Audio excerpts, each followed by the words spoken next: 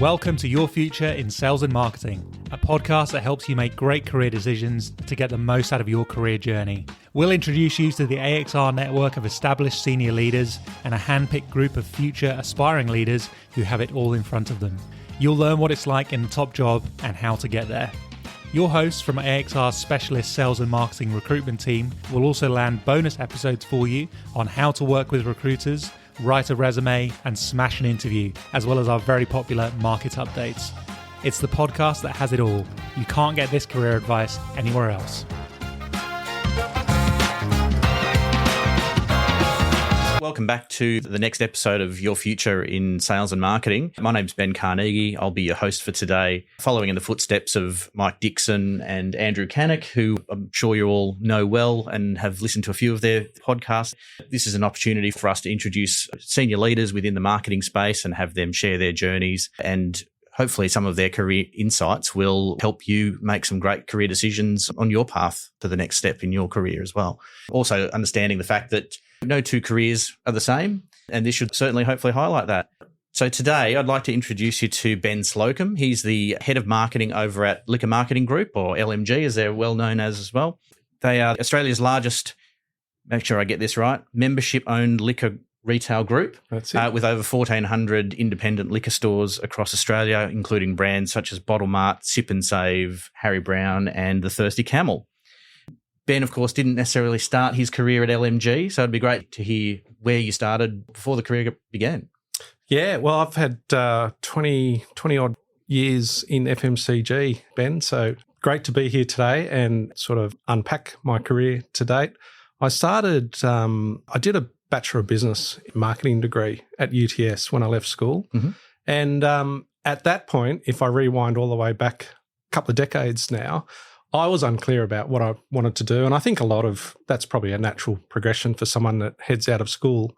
And the beauty of a business degree is you get a broad range of subjects that you get exposed to. Mm.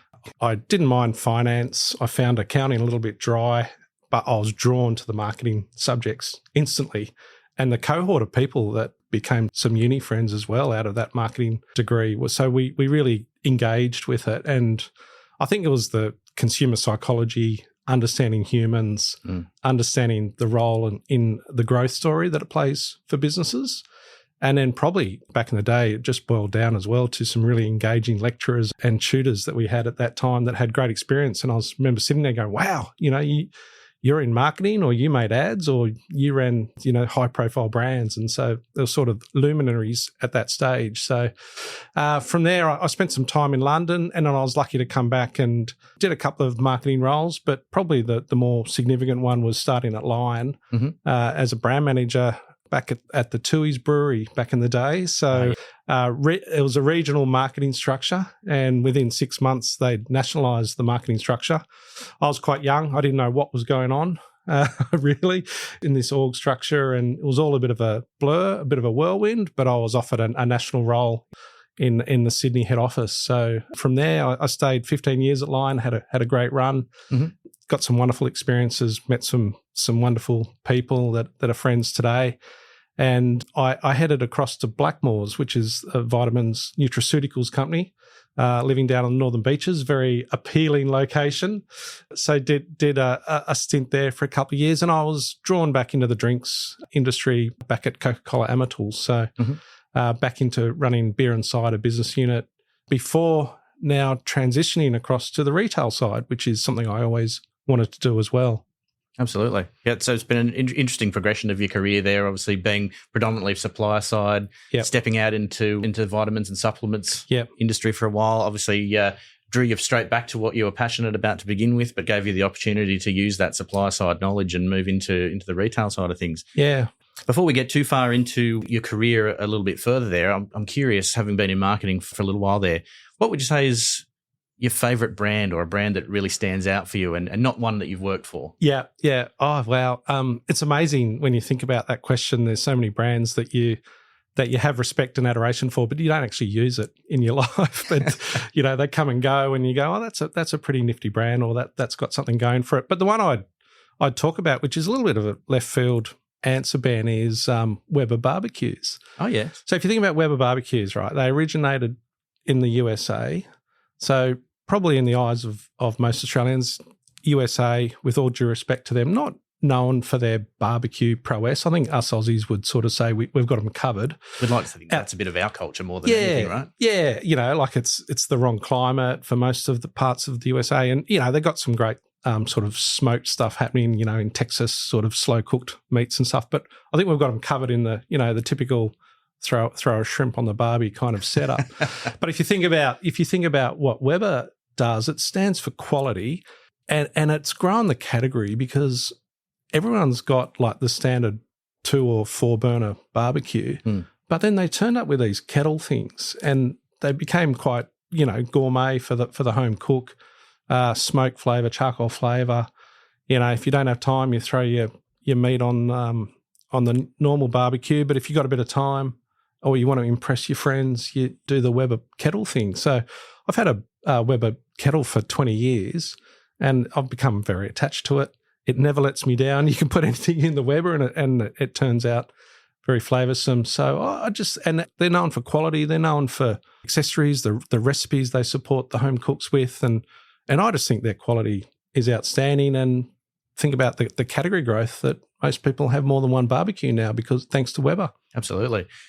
So your barbecue, that's one of the original cold bead ones where you build a little pyramid and let it slowly come to heat over time. And yeah, the meat that comes out of those is just delicious. The old favourite. And the innovation that Weber's had as well, considering like you talked about the 4-burner barbecues and then the kettle barbecues, and they've come up with the combination of the two with your baby cues and the range that sort of goes up from there. So you've got kind of everything in one. Yeah, and the little baby cues that can sit on the balcony if you're in an apartment, things like that. I just think they've just got a brilliant range and great brand positioning.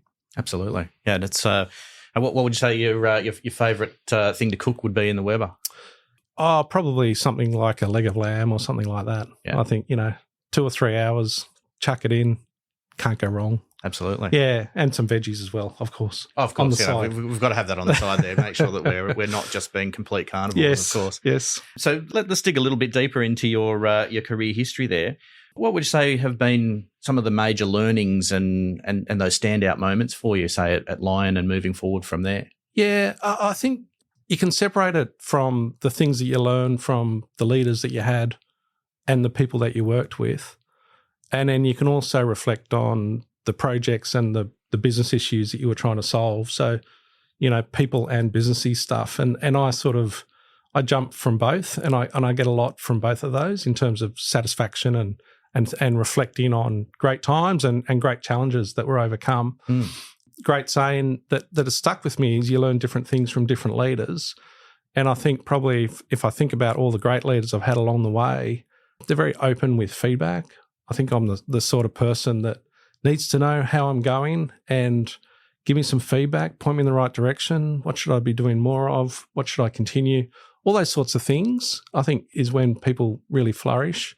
It's not about recognition and the pat on the back, but it's just that human interaction and contact point, I think, that gets the best out of me. And then you think about the highs and lows and some of the challenges. So we've all probably worked on brands that are in the right place at the right time. They're on consumer trend, full distribution. They're on their way to full potential.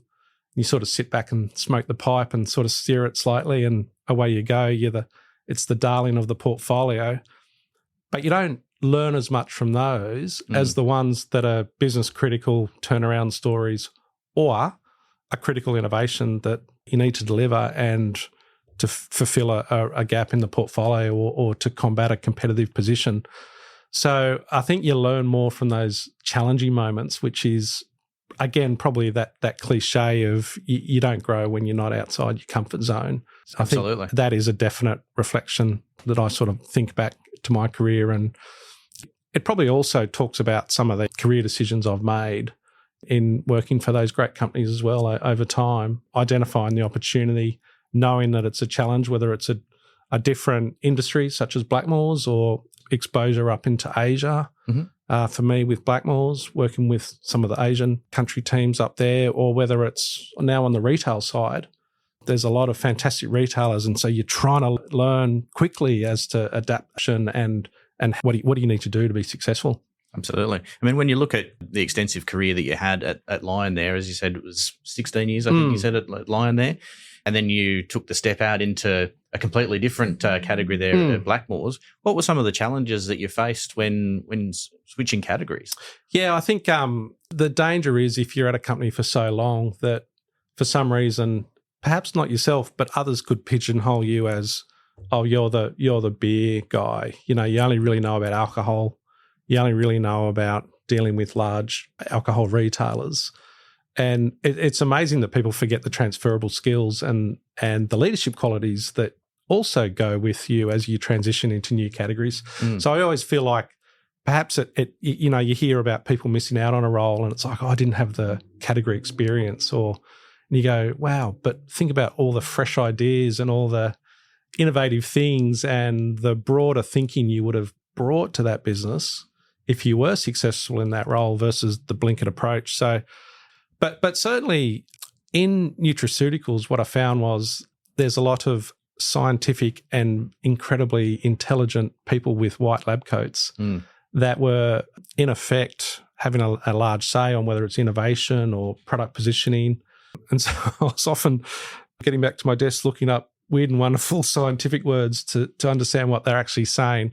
But I think at that stage at Blackmores, getting to reunite with a couple of people that I worked with at Lion that I've got a lot of affection for, we had a great time. And it was very much the transition of Blackmores from a ANZ business with a little bit of China exposure and a couple of other Asian markets into an ANZ powerhouse with great growth aspirations and clearer growth strategies, I think. So that's one of the things that sticks with me with that journey. Indeed. Was that one of the reasons that you joined Blackmores in the first place, because it gave you that more APAC exposure? I think it was, Ben, and it was also having reunited with a couple of colleagues that you worked with. And always helps when you've got good mates that you work with too. Yeah, and you know what you can achieve together. And we'll get these plans right and we can really do the right thing for the business here. So I think, again, it's the business challenges, but it's also the people side of it, because for me, they need to exist in balance. You need to enjoy the people you work with, to be learning and getting stretched from others around you. It's not just the business thing, it's the people around you. I think that is the critical thing to evaluate in your career. Very much so. You mentioned obviously having leaders that you like to get feedback from so that you know you're on track and you're moving in the right direction. Would you say that there was a combination of internal and external mentors in each of the businesses that you've had, or has it been predominantly from within? I think they both play a role, and I often feel like it's up to you to seek that feedback internally. Some leaders aren't necessarily that forthcoming with feedback, but the external environment, and touching on mentorship is such a critical point, because most of your mentors come from outside and most of your mentors come from your networks. And so if you really want to get that advantage and gain that critical feedback and the support network, you got to go out and earn it. People will always tend to want to help you if you ask, but if you don't ask, they often don't help. So I think a reflection I would have is maintain your networks before you need your networks, if that makes sense. Absolutely. And you never know when you're going to need them. Yeah, and it's more just the humanistic side as well, and making sure that your networks are fertile. And I do it out of curiosity and care for people, but then it is nice when you can also give back in other areas. But it's just great. I know everyone's busy and I know everyone's got a lot of friendships and life's hectic and everyone would love to maintain all those networks, but you've actively got to work on it. And I think there's a lot to be said for that, because whether it's a challenging issue at work, whether it's you'd like to change career tracks, whether you're considering a role with a company and you might want to know if someone's worked there or know of, then you can activate that network if it's there for you. And that's a really strong safety net for you. Very much so. I mean, over the years, you definitely build up a very strong network, and it gets bigger and bigger over time. And the busier you get in your business there, it's harder to keep in touch with everybody. But, it is. I think maintaining that network, even in times where you're not looking at career transitions or things like that, it's a reminder of why you do what you do, and you can share those experiences and the fun side of marketing that you really get into in the first place. Yeah, absolutely. Plus the ability to help others as you say, give people insight into cultures of organisations that you've come across yourself, and be that sounding board for others as they come to you there.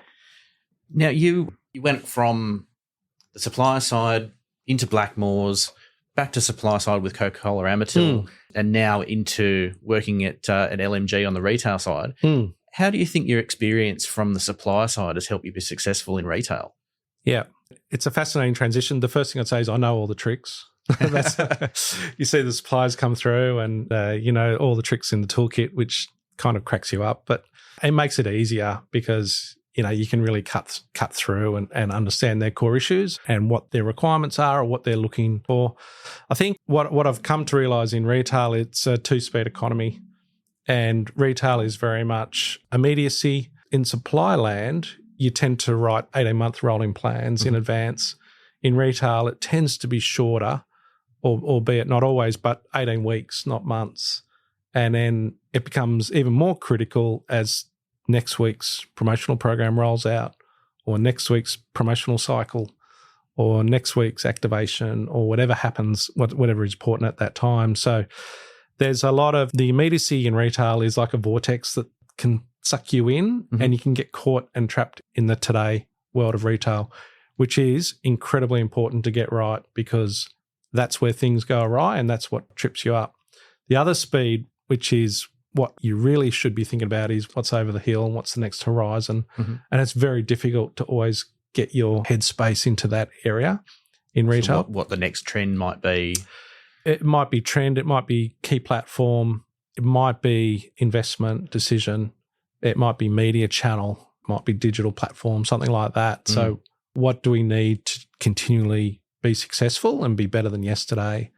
So that's I think the skill that great retailers can live in that two speed, because if you miss today's number or you miss today's project, then it really causes immediate issues in retail, more so than on supply land, I think. Very much so. It's finding that fine balance between more the reactive side of sales versus your long-term brand strategic planning. Yeah, so that's right.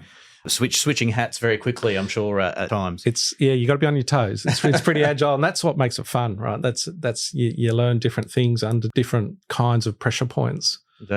It's those things that you come up against in your career where it's a challenge and you think, well, how am I ever going to get past this? And it might be something that you hadn't even thought of could land on your plate in the morning. Yeah. And overcoming those challenges, I think they're the things you really look back as your key achievements in your career over time. Yeah. Being able to pivot on those things as quickly as possible. Sometimes not necessarily seeing that go out to the public may not even know anything about what's been going on in the background, but you know yourself that you've saved whatever fire might have erupted, and that can happen to any of us in any business, I believe. Yeah. And the other good thing about it in LMG, there's a lot of people have wonderful experience there, and they've seen the cycles, they understand the challenges, they understand the fundamentals, they understand the members' businesses, and they're a great source and a wealth of knowledge to solve any challenge. So it might not be your immediate team, it might be someone in the retail team or operations team or IT, but they've seen different things. So again, that's that internal network that you lean on to solve challenges. Very much so.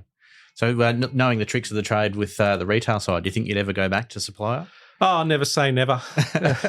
Life's too short. And I think you go with where the challenge next takes you. I think you can't be hard and fast with your career. I've never been one that says, in 4 years' time, I need to be at this level, or I need to be in this category, or I need to be in this country.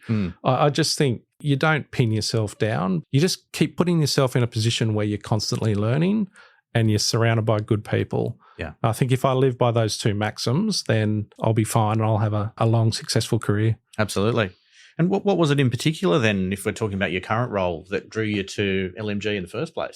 Yeah, well, I think it was both of those things, surrounded by good people with strong business challenges. LMG has had great momentum over the past 5 years and has really outperformed the market. And I think it's the maturing of the business and it's the challenges of the different retail environments that we now see ourselves in. So you think about the last 5 years, or what the world has gone through, COVID, geopolitics, cost of living, all of those things have an incredibly high bearing on the retail landscape, how consumers feel, all the macro trends that are playing out, the digitization, sustainability. You could go on and on. They're all probably podcasts in their own right. Indeed, giving me ideas for future sessions. Get the pen out, write it down. But they're well-worn trends, but it all plays out and it's all swirling around in the mind of the shopper. And you've got to have answers on a lot of those things to be sustainable and successful in the long term. So you're never done because you're always chasing the number, next week's number, or you're always lapping something. There's always something going on. So it's a really dynamic environment and it's great to be part of. Absolutely. Particularly knowing your customer well, loyalty is something that has been coming more and more into the forefront with so many businesses, particularly retail, but it's expanding out into B2B businesses now a lot more as well. Yeah. You've recently gone through a major project developing loyalty programs completely from scratch within the organisation for each of the brands. What were some of the challenges you faced in pulling that together? I think it's been a huge team effort from everyone at LMG. It's an incredibly big project. The challenges faced are a loyalty program touches all facets of the business. So it's not just a shopper-facing program. You define what the shopper, what the engagement looks like. You roll it out and away you go. It's actually embroiled and embedded throughout the entire organisation.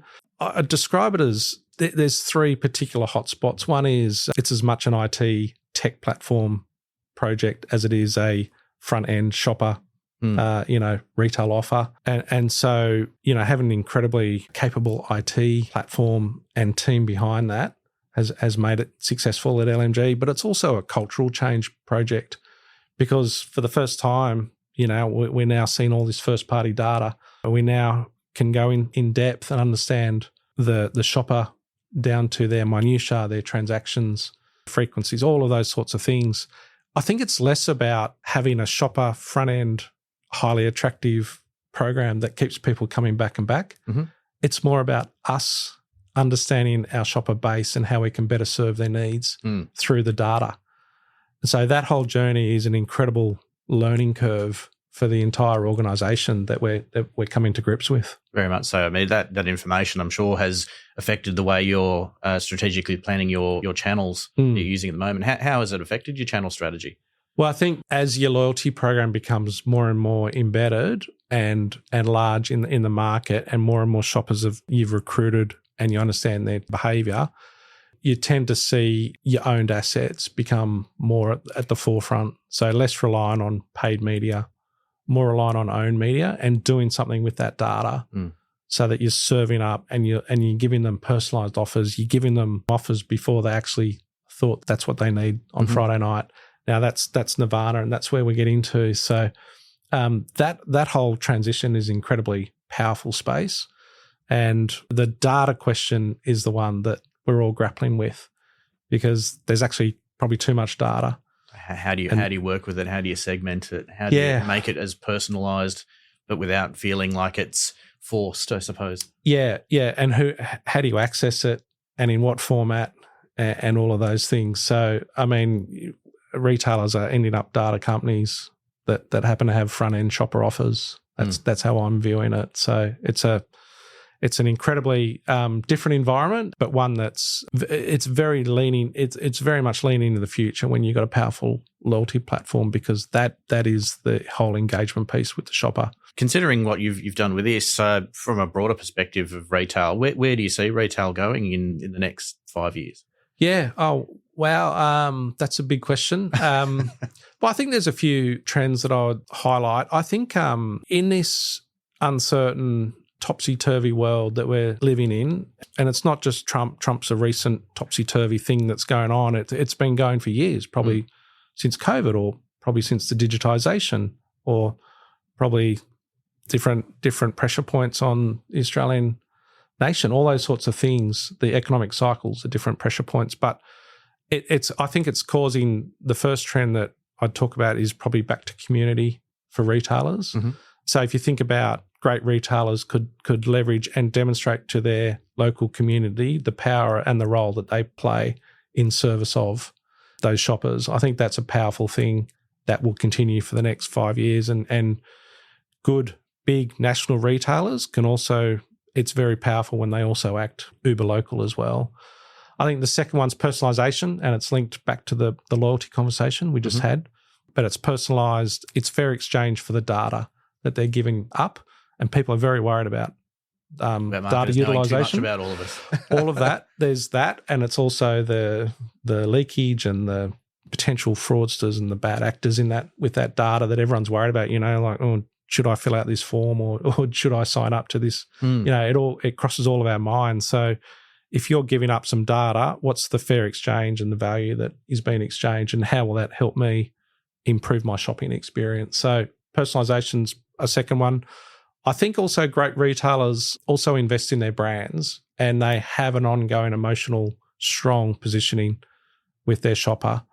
So I think at the moment we're in the economic cycle where we're probably driving bottom of funnel quite hard to activate the sales performance. Very much so. There's been a trend on performance marketing for such a long period of time, and the brand seems to have taken a bit of a back seat in recent times. Indeed. And bottom of funnel tends to be stronger and more clearer metrics that are there, so it therefore attracts strong investment. But I think brands that will stand the test of time are the ones that are building that emotional connection at top of funnel and having a clear positioning and offer for the shopper.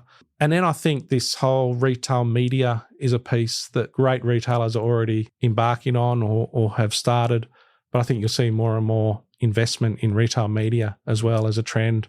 And it is also getting back to linking back to that first party data and that entire loop on how someone is interacting with you as a retailer. So you're able to get richer insights and to understand their behavior, but also to monetize that as well. Absolutely.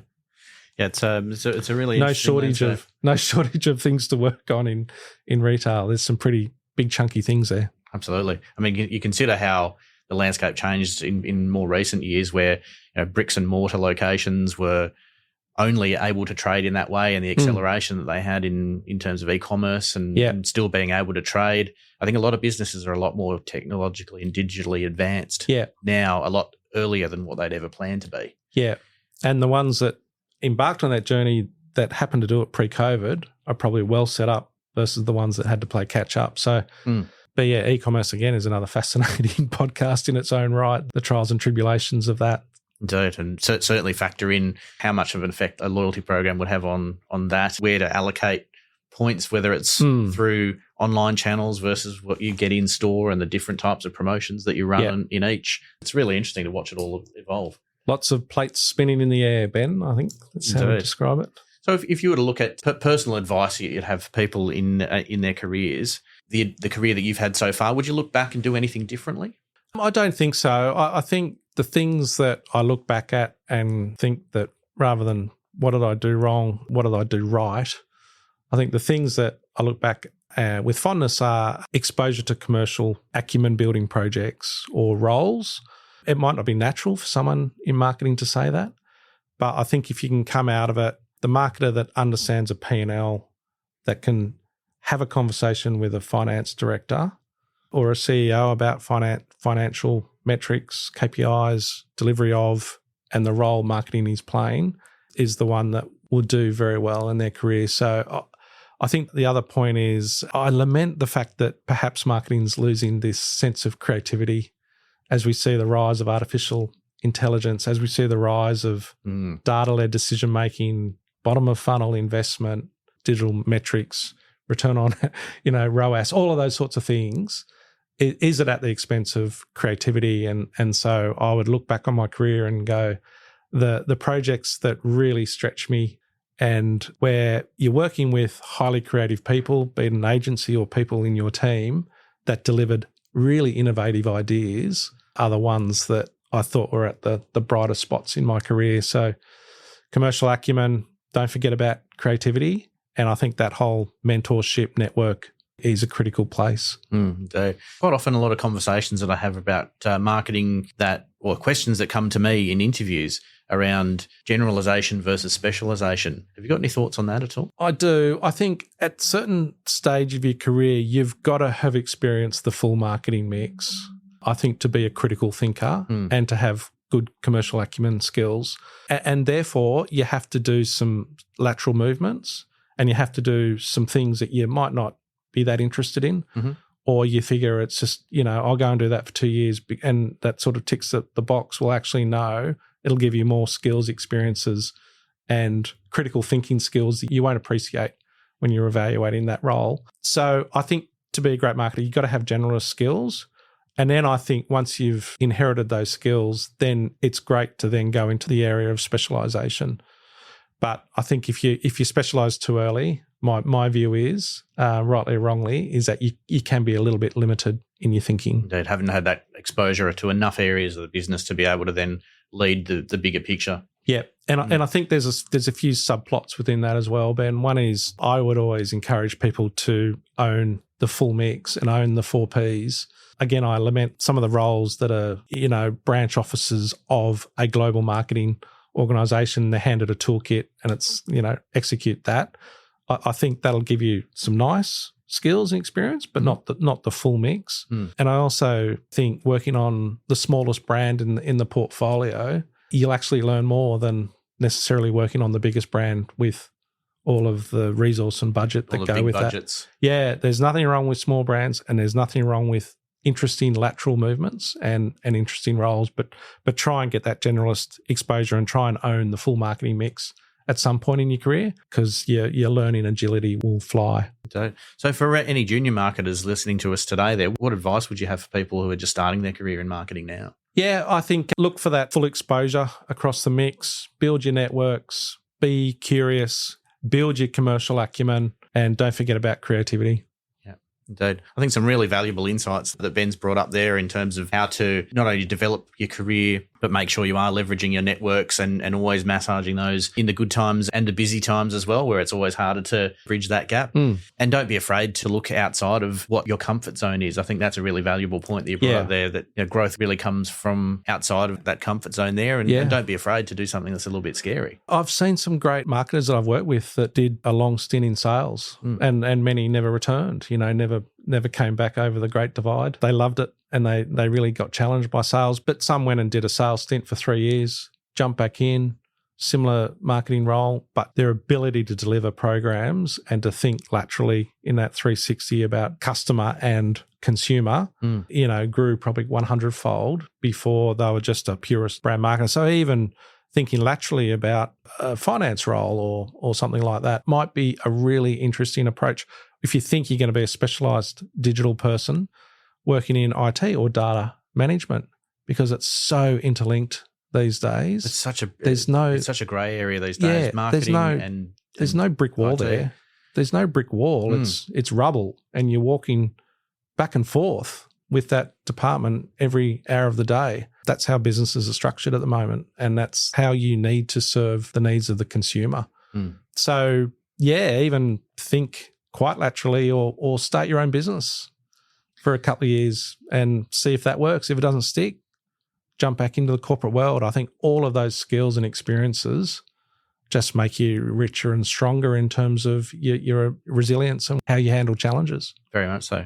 Thank you very much for all those valuable insights there, Ben. I'm sure that's going to create some great value for the listeners there. If you aren't already signed up to the monthly mailer that we have, make sure you do jump on our website so that you are aware of upcoming podcasts that we have. You'll hear about great guests that we've got like Ben here today. You'll also get regular updates on what's going on in the market, and also the Sales and Marketing Collective for all the latest moves that you'll see within the sales and marketing space. Don't forget to, while you're there, check out our salary guide. That'll help you understand where you sit in the market and help you advance yourself to that next stage of your career there. So look, thank you again, Ben, for joining me here today. It's been a great conversation. Pleasure. And I look forward to seeing you again sometime very soon. Well, hopefully it's been beneficial for people who are listening. And I'm always around if anyone wants to have a further chat or a coffee. I think that's what, giving back and that mentor piece is all about. Absolutely. Oh, thanks again. Thank you. Bye. We hope you enjoyed today's podcast from AXR Recruitment and Search. We're passionate about helping you get the most out of your sales and marketing career. Keep listening as we bring you more career insights and advice from Australia's inspiring sales and marketing leaders. See you next time on Your Future in Sales and Marketing.